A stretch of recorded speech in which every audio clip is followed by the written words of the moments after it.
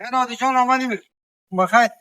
شام که فعال کنیم با خوش ادا کنیم مزار شریف آمده بودیم. تا گزارش وسط هستن میگه سلاسی میگه پایشون فعال کردم بودیم یک کار کام کنم یعنی کار کام کنم امشب تا 11 شب کار کردیم دیگه امشب کلی کارا صورت برقرار روشن کردیم دیگه سعی فامیلی از نورماتریش که تا برو تا کامرای امنیتیش تمام حساب سیستم کردیم که حسابی سولار هایبرید دیگه پایشون هم شما رو در جریان میمانیم 40 کیلووات پاور بانک برش جور کردیم دیگه 36 کیلووات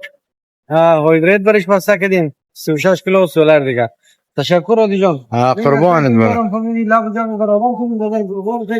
سایکو فامیلی درویا ایراتون سایکو بداری درویا ایراتون میره و طرف سایکو فامیلی مزار شریف روزا میره یعنی رو برو روزا ما یار جام کنم عادی جان سایکو تو فامیلی چشم دیگه بداریم اومدیم مزار شریف یکم گاهی سه وسط گرفتم سیستمای بسیار نامنظم خراب بود دیگه قبلا یک وایبراتور برش بود بسته کرده بود کار نمیداد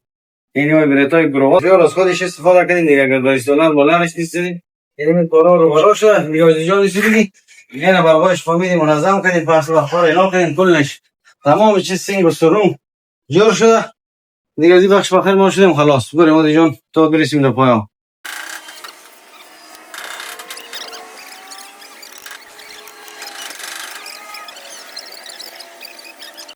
دوستان یاجده سه وسط حال کردیم برقایش را سولارستون برش تیار کردیم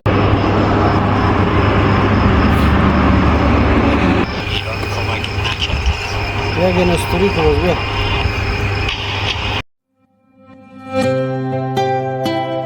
آدرس پشت میدان منزل تحتانی مارکیت وش فروشگاه امیری بامیان